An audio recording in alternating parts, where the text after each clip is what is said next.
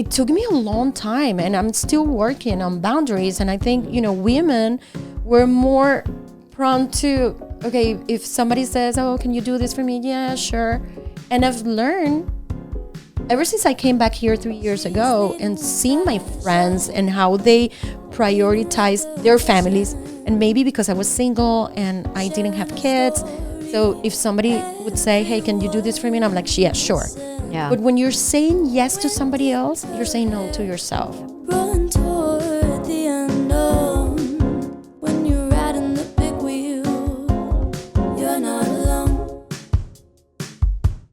Today's guest is Yanira Puy. She is a certified wellness coach from the Institute of Integrative Nutrition with a master's in science from the International Health Coach University.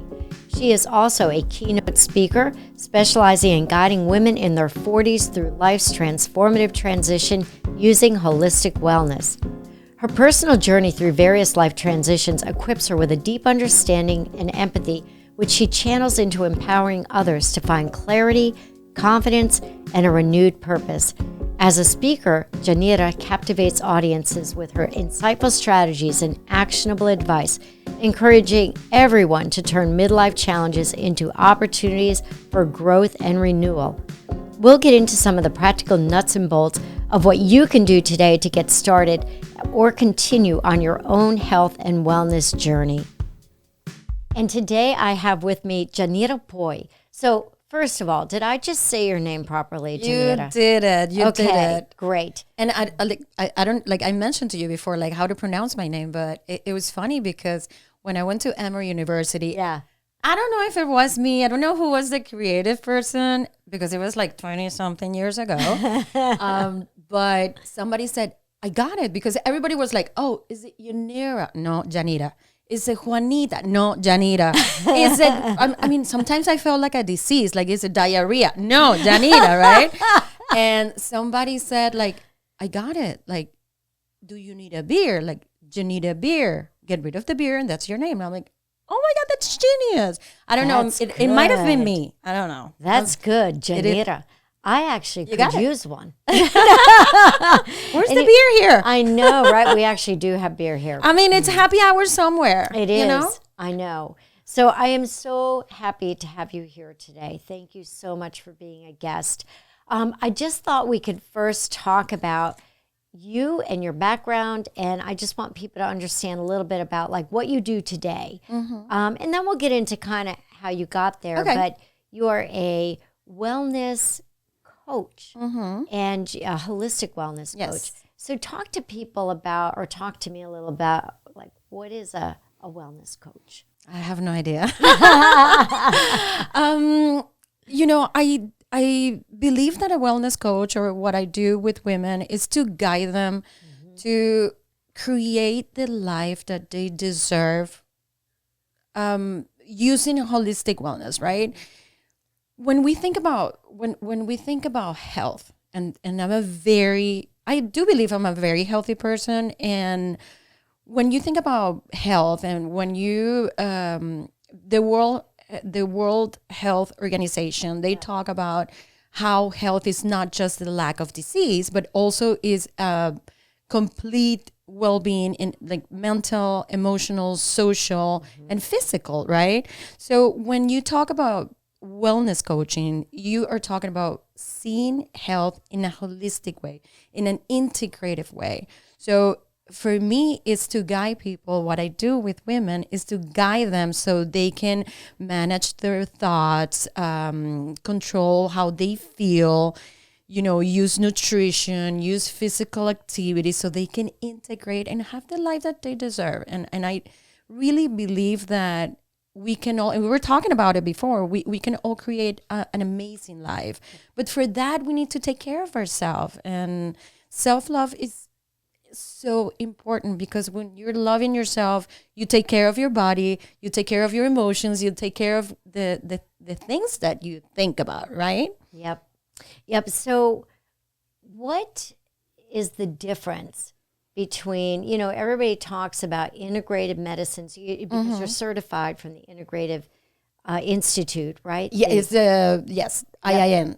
IIN. So what's the difference between like integrative medicine, you kind of described it already, versus traditional medicine, and why should someone be thinking about this? Like integrative medicine, it doesn't just take into account the Western kind of medicine, right? Which is, okay, do you have a headache? Okay, take a pill for the Tylenol or something for the headache. It goes beyond that. It's like, what is the cause of that? Is it stress?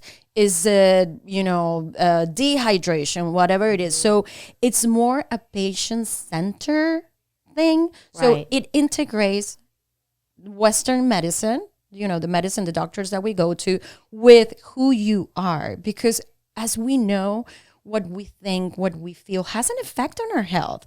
I think, Michelle, like 90% of our problems or our health-related problems are caused by something that is not physical related, So it goes beyond that. Like maybe, I remember it was 2019 and I was not dealing with personal problems at home with my ex-husband and the kids and everything. So I was not taking care of my emotions.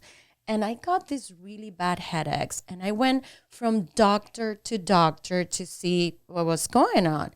And nothing was going on, but they were getting me pills because the migraine were very strong. Yeah. And I talked to myself in the mirror and I talked to the headaches and I said, headaches, I know you're here for a reason. I don't know what it is, but let's work on it together. And I went and I saw an angel therapist. What's an angel therapist? Well, she talked to angels. Okay. And she would talk to me and we did therapy, right? It's a holistic kind of medicine as well. Right. And the more I talked about it, the more I heal everything that I had. And I never had migraines after that. So, wow. It's amazing what your thoughts and what your emotion can do to your health. So when you work with a wellness coach, it's not only about your physical part, it's about everything. It's about your thoughts, your emotions. It's about your social interaction. It's about, physical, it's about nutrition, and it's about stress, which I love because sometimes I think, and we just talked about this, but, if I have a headache, just taking a pill is not going to cure the headache because you're not going to the root cause of the headache. Maybe the headache is a reaction for my stress. So I'm not dealing with the stress. So what I do with women is I guide them so they can use the tools that are there for them. We just don't know how to use them sometimes. So we don't know the power of being mindful, of being in the present moment, of doing meditation, of physical activity, like everything, because when we're talking about health, I think it's, like 74% is environment and lifestyle. 74% environment and lifestyle. Yes. And then wow, I think, like 16% is genetics and 10% medicine. So, I don't know, like you want to ask a question. You want to talk. Yes. Yeah, I think that's incredible. Mm-hmm. So we're going to get into, we're going to call them the 4 pillars of holistic health and wellness. Mm-hmm. And you've been touching on them now. So we're going to get deep into each of these. So for our listeners, there's your physical fitness. Yeah. We'll hit on each one of these. Nutrition. Mm-hmm. Mental fitness that you put into 3 different areas. So, and you've talked about them already a little bit. Mm-hmm. Emotional, social, and spiritual. I'm going to put that angel person in the spiritual myself. And then financial, which I found really incredible because I think about physical, when I think about wellness, I think about, my physical health and I think about nutrition. Mm-hmm. I think about, mental wellness, mental fitness, which my children will argue whether I have mental fitness or not. But anyway, we'll see. I want to know why they argue. I want to know. Actually, they do think I'm actually pretty put together, I think. But financial, I never heard of, and very important. So let's talk about each one of these and kind of break them down a little bit. And let's just start with the easy one, right? Everybody hears about physical fitness, and it's probably the one that most people talk about and how it's important. And changes all the time. So what is it that is important around physical fitness? So I think about personally strength, cardio, flexibility, right? What do you think about, and what do you want women over 40 to be thinking about, and where do we like mess it up? I think, before we continue, I think in the physical part, I would put exercise, right? Nutrition, sleep, which I do believe like we need to talk about sleep if we're talking about wellness and health. And I mean, you can put there stress as well, right? Because it's physical, because stress is the response that your body does, when you have a stimulus. It could be a thought, it could be an accident, whatever it is. So, let's start with exercise, right? Okay. Exercise, I think, is one of the best medicine that there is, right? And, if you, and we don't have to talk about this, but if you go to the blue zones where people live longer, one of the things that they discover why is because they're moving all the time. So I do believe it's very important for when we turn 30 years old, Michelle, we start losing muscle mass. So strength, we have to include, and I'm not going to say we have to, but we get to include. Right. We're blessed that we can do that because, we're walking, we can move, and a strength would be take either your body weight or weights to do strength exercises. I've been starting practicing calisthenics, which is, oh my God, it's kind of challenging, but it's like moving several things that I didn't know I could move. But I'm big in weights. I don't do them as much as I did them maybe 15 years ago. But I do a lot of body weight, right? So 2 or 3 times a week, strength exercises. Then you talk about cardio. One thing, so we start losing muscle mass when we're 30, but then because of menopause, right? And we talked about it before, but because of menopause, what happened in menopause, which is, it could be a long period, right? Actually, after we get perimenopause, we're in postmenopause for the rest of our lives. So, I mean, if we're 100 years old, 50, no menopause, 50, menopause. So when we have this transition in life, our hormones, they just start fluctuating. And the thing is that estrogen, progesterone, and testosterone, they go down. That's what happens. But estrogen is very important for bone health, cardio health, like everything. So this is one of the reasons for us women is more important because we lose bone density as well because of estrogen levels. So when you include strength, I mean, you have like 50% of the battle won, right? And I'm sorry, sometimes my English is like Sofia Vergara in Modern Family. But that's a good thing. Okay? And I'm just gonna if for everybody that is listening to us, I sound really, really smart in Spanish. I'm gonna tell you that, just like she said to her family. I'm sorry, but I think you sound very smart in English. Okay, that's so good. You're this is super fun. No. So what you're saying is, and I also do lift weights.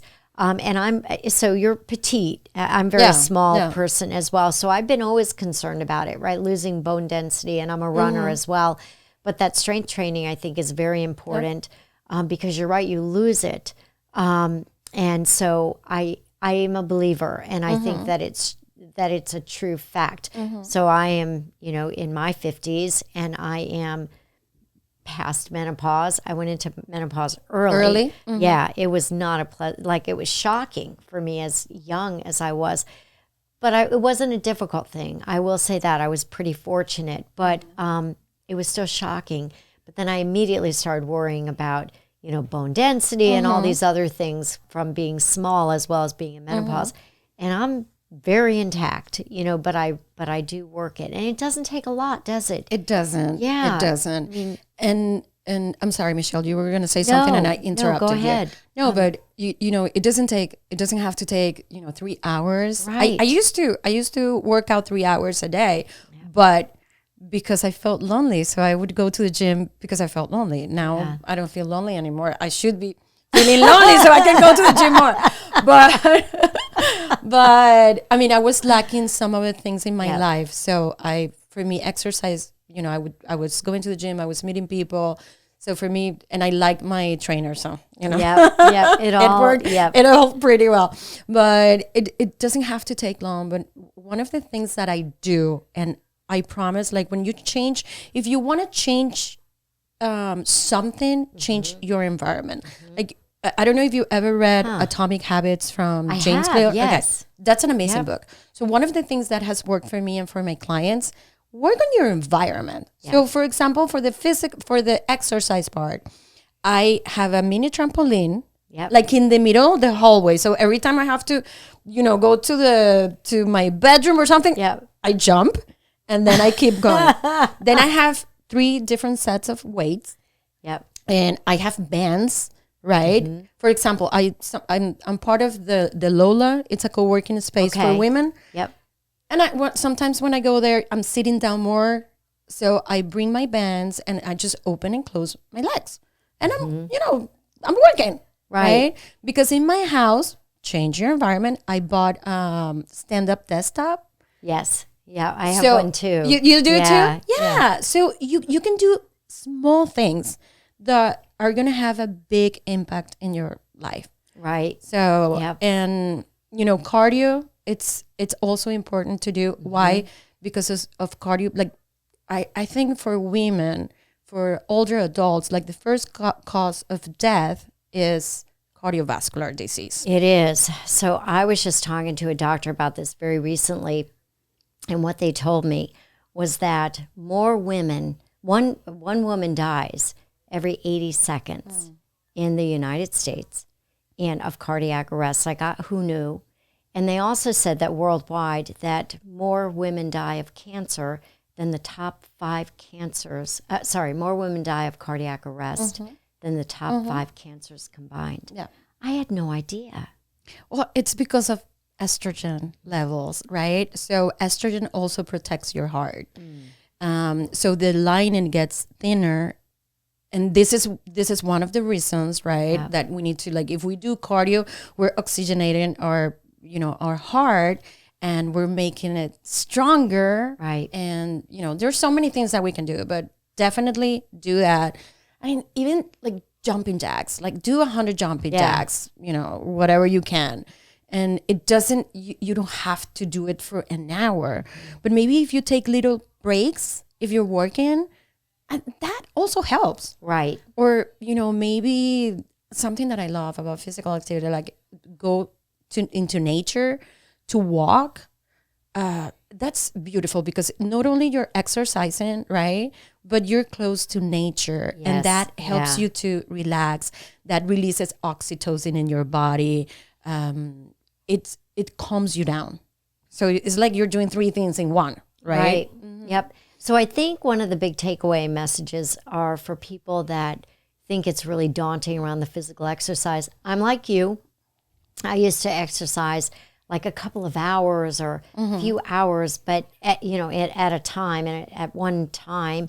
But it doesn't have to be that much. If I've got 30 minutes, if I've got 45 minutes, I just think it's around consistency. And I hear you around moving. I was told once, this is really funny. So maybe this is why I'm in good shape. I'm not sure. You're in very good shape. I don't know. I was told by someone that came over our house, and he was talking to me, and he said, it was my best friend's husband. He said, Michelle, I have known you over 20 years, and I swear I never see you sit down. Like, can you just come here and sit down and talk to me? So I like talking, but I'm also doing things, right? It could be, well, they're best friends, right? It might even be sewing, but I'm always moving. And I have a hard time just sitting because I don't know. It's just part of my thing, I guess. But I think movement is really important. It's so important. Yeah. And again, it's simple. Like, I don't know, if you like to watch Netflix or whatever, sometimes I bring my trampoline into the room. I'm like, okay, Janita, you can watch TV. Yes, you're allowed, but not for 3 hours without doing anything. It doesn't mean that I don't, I just lay down and watch TV. Right. I do that too. Right. But sometimes, I mean, I love, Apple Watch because it tells me like I'm not hitting my goal yet. And my goal is 60 minutes a day. And it doesn't matter if I don't do it the whole time, like just 1 hour. But okay, so I'm just, I'm going to see, I don't know, a 20-minute episode of whatever. Right. Which I have seen several times. Okay, Janita, you can do it, but you're going to jump 20 minutes. So you asked me, we had a question about, so I have 2 daughters and they're in their early 20s. And I told you that they think I'm just crazy, right? So one of the things would be, we will watch movies together when we do. I'm like, and here comes mom. Because my time is, it's very limited. Yeah. And so I'll just do lunges or I'll have some light weights and I'm doing some exercise. And they're like, mom is doing her calisthenics when we're just trying to watch a movie.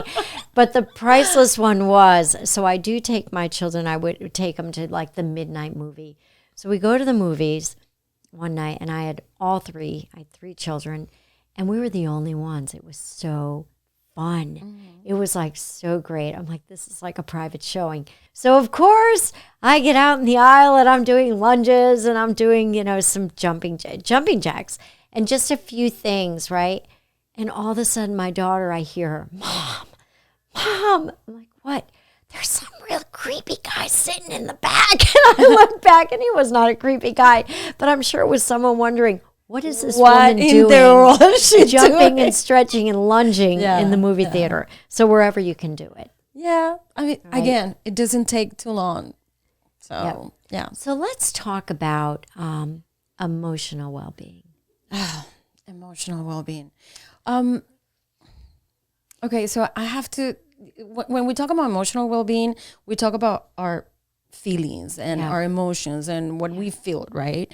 And when we understand what we're feeling, when we're feeling it, what are our triggers, and how we can manage that, that's something that clicks, right? And I heard, I don't know if it was Tony Robbins, he said, like, the quality of your life depends on the quality of the questions that you ask.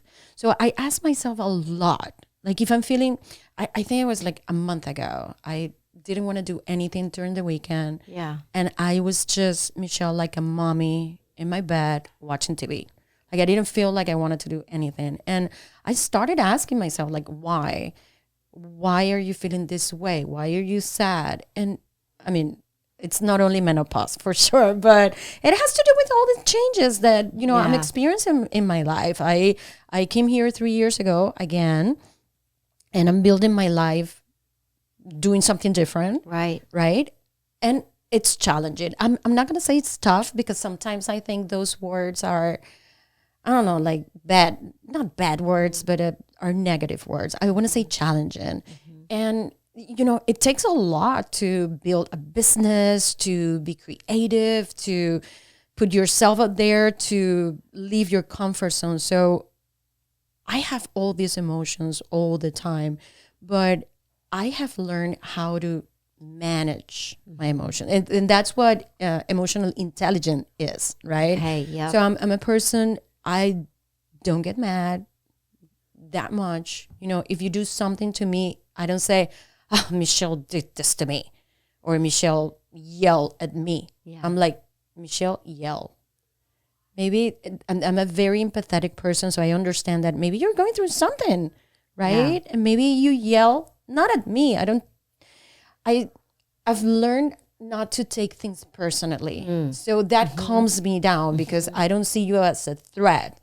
I don't know. It's just life. So when you start working on how to manage your emotions, you get better at it, and life is just much better, because you don't get angry so much. You don't get that maybe not that happy, like ecstatic. I mean, you are, but you understand that everything in life passes. You understand, nothing is eternal. Like if I'm sad, I know I'm not gonna be sad forever. And of course, I have, I have mechanism and tools that I use all the time. I breathe a lot, if I'm feeling angry, which I don't feel that much, right? Yeah. But if I'm feeling sad, because uncertainty sometimes is like, okay, so what am I doing with my life? Like, am I gonna, I'm not married and I'm 51. I'm not getting, this is what we think. I'm not getting any younger. I'm getting the wrinkles, the menopause belly. I don't know. Like, am I gonna find somebody? And sometimes I feel like that, but then I think, okay, Danita, you're living such an amazing time right now. You're guiding women. You're creating so much stuff.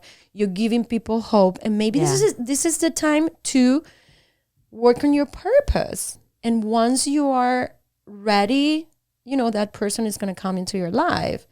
I mean, not like he's going to be knocking at my door. I need to go out. Right?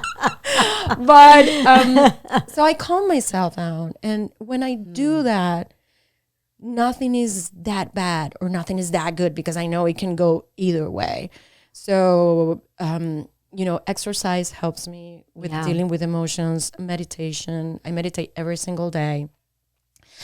Walking in nature, hugging trees, I don't know, and being grateful, which is, I think gratitude is most of the underrated, medicine as well, just like exercise, not like exercise, but, if we are more grateful, it's hard to feel bad when you're grateful. That's it. Oh, that's very well said. So talk to me a little bit. Let's talk a little bit about meditation, because I'm not a good one for that. It's like some of the things you're saying are really resonating with me. I find that I have a high degree of patience at work, at least I think I do, with the people that I work with. And I really am focused on them and making sure that they are that they have what they need to be the best that they can be. And I find that I'm good in that environment. I find I'm less patient in some personal situations, right? And so I'm trying to, I'm always trying to think about, okay, put it in its place. How do you, when you have triggers, and it might be a trigger from a person, or it might, from something that's sad, or, and something that's very frustrating. And how do you coach people and help them understand how they can be better in control of that emotion? I think I'm really good until I'm not. Until you go home. Darn it. Until you get home and yes, and your husband. It's usually your children. bigger than that, right? Yeah. So it's something around. It's usually something around. I don't want to call out my poor kids because they're so fabulous, but when someone has an opinion that is right, wrong, or indifferent, I think everyone's entitled to their opinion. But when it's like my way or the highway kind of thing, and you're trying to help them understand why it's not necessarily like that, for example, that can trigger me. There are certain things that will, and then the Irish comes out, right? And so I want the Irish woman to be in her place, right? I mean, I love the joviality that comes with that, and the outgoing personality, but I don't like the temper that goes with it. So, and I know, and I hear a lot about meditation. I'm not that good at it. Like, I don't know what you do. I guess I don't really know how to do it. I think you do, because you're a runner, and I'm sure you meditate while you run. But okay, so let's. Oh, interesting. I'm thinking I have to be like in a quiet space room, and running is very good for me. Yeah. Okay. I mean, usually runners are very. Okay, so meditation is a practice of being mindful, right? Or of mindfulness. I'm sorry. So being mindful means being in the present moment, right? And in today's fast-paced life that we live, I have found that people are not in the present moment, right? So when you're in the present moment, again, you're not thinking about the future, which gets you anxious, right?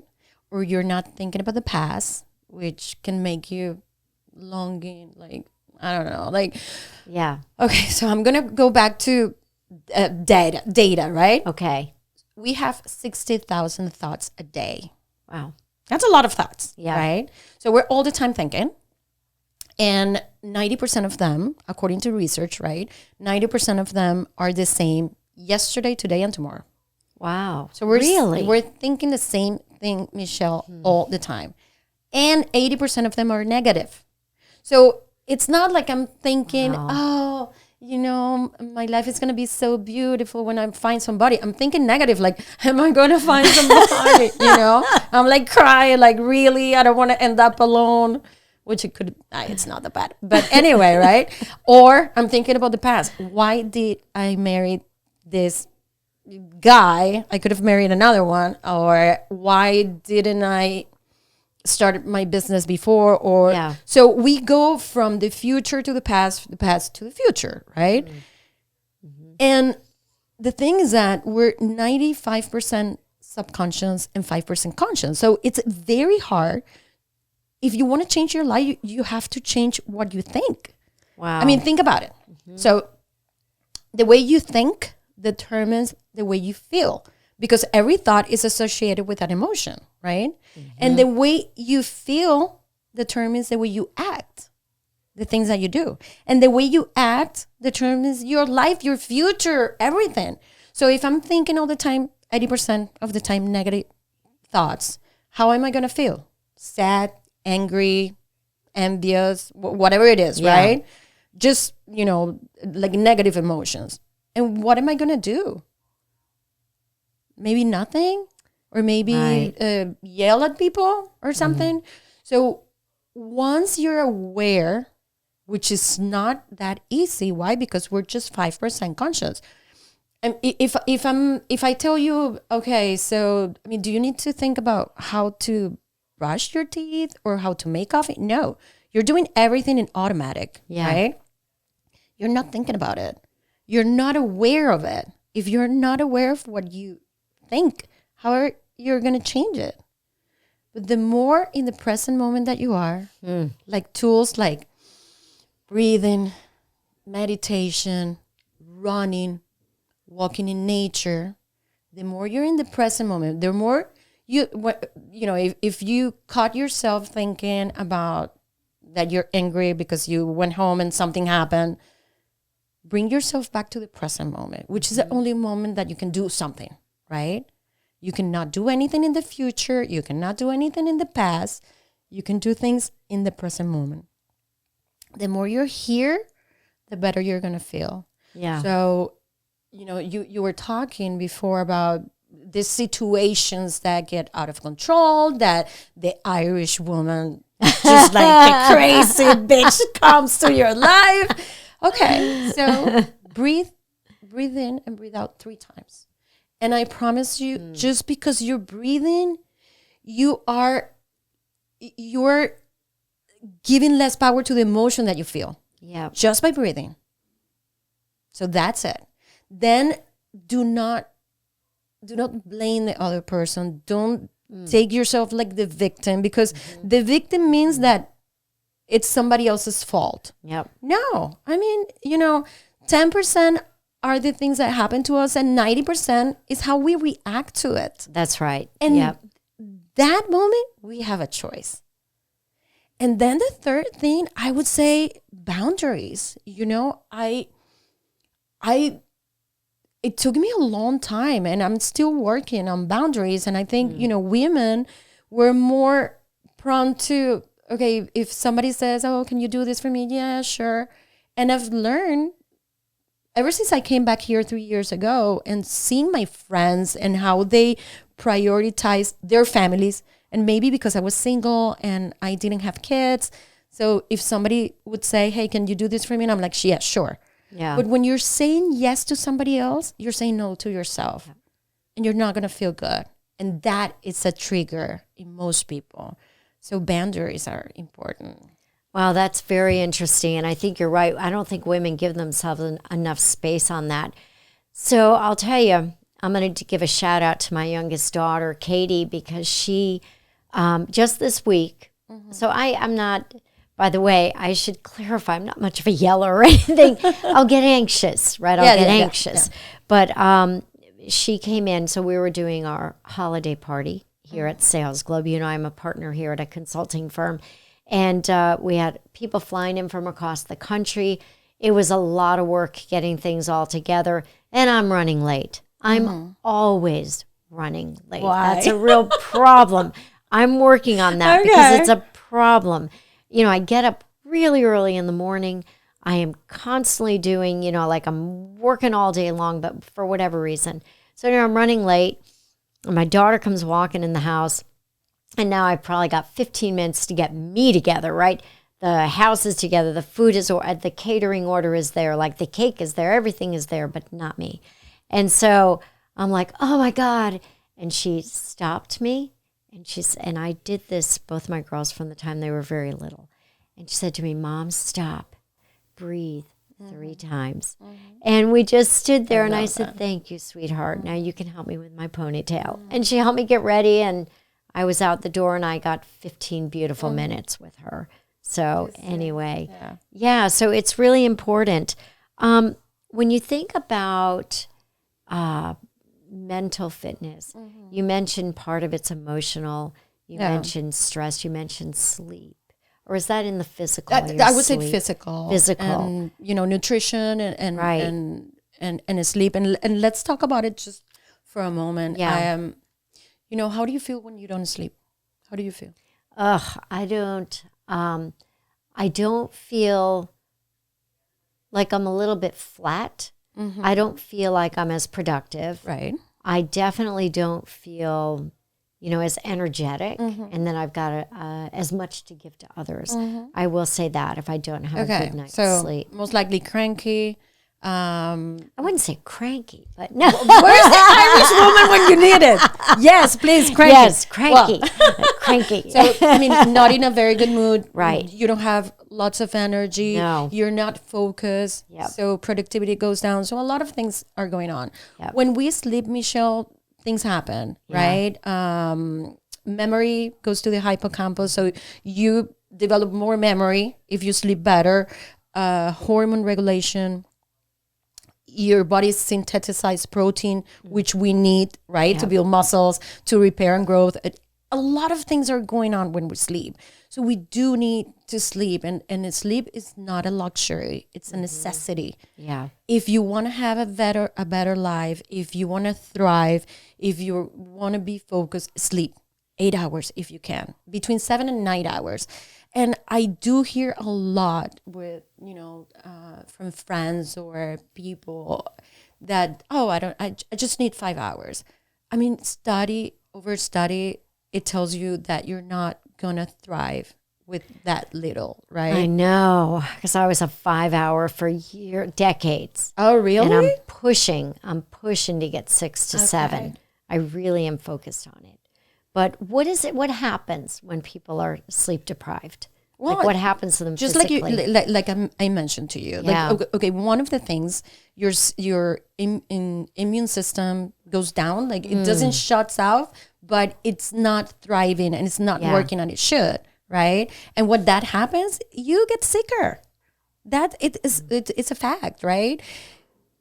When you sleep, something happens in your body and it's called repair and growth. Right. Okay. So tissue repairs and you know the muscles. You don't get muscles from going to the gym. You get muscles when you sleep. That's when you get the muscle. Oh, I mean, you know, you're working on your muscle, but it grows at night when you sleep. So, and we just said that you're losing muscle mass each year after you're 30 years old. Yep. So you need to sleep to build that. So it is important. You know, you're more at risk of dementia, of Alzheimer, if you don't sleep because of cognitive dysfunction, right? Decline. So yes, it is important. And I remember, I think it was like 5 years ago, I read Arianna Huffington book. Yeah. It's called Thrive. And she talks about 4 different measures of, thriving in life. And she talks about wellness, of course. And one of the things, and I usually, when I think about it, Bill Clinton, he used to say that he didn't need any sleep when he was president. Mm-hmm. And I mean, now he's a vegetarian. He has done like many changes in his life. And he has a quote, and he said, every time I made a mistake, I made it because I was tired or something like that. Oh, yeah. Because he didn't sleep. So you cannot make, good decisions when you sleep. I mean, when you don't sleep, where you're sleep deprived. And last year when I got my certificate from the Dr. Daniel Amen University, Yes. the Amen University, one of the things that they talk, it's about sleep as well. And he mentioned this study about shooters, right? Mm-hmm. And how accurate they were. So if they slept 8 hours or 7 hours, it was 90% or something. But 1 hour less, just 1 hour less, Michelle, 54%. Oh my gosh, 1 hour. 1 hour. So, wow. I mean, It's a tough one because when you think about, and I'm not alone, right? You would fall into this busy professional. I've got a business I'm running during the day. I've got a podcast. I've got, my physical health I'm focused on. I like to go to the gym. I've got kids, although albeit grown, I still have time with them. And I have older parents, so my mother lives with us, and I go to visit my dad up in New York regularly. He's 90 now. So there's a lot of pull, a lot of different things. And so I did a couple things. I'd love to hear what you have to say, like to help me go to sleep. And so I like to be holistic. So just a few things that I do. Years ago, I stopped bringing my laptop or any computer upstairs. That's where all the bedrooms are. So it just doesn't come up with me. And I go to bed and I'll read. So I go to bed not when I'm going to sleep, but I'll read. And that's the only time I'll read. Will be before sleep. Because then, if it's a great book, I'm all excited. But here's the problem. A really good book, I'll look and it'll be 2 a.m. and I'm still reading because it's too good. So I have stacks of books on my nightstand. In fact, I do an annual thing on what's on my nightstand. And I always have a couple of like real sleepers there. And I'll pick up a book. And then if it's just too good, I'll pick up something else. And it might even put me to sleep, right? And I'm out. But I read, I'll put, I do a dimmer light, so it's not as bright. Try to keep the electronics out. Because I hear from people that it's hard for them to go to sleep and then stay asleep. Now, I'm fortunate. I don't wake up in the night. I sleep through.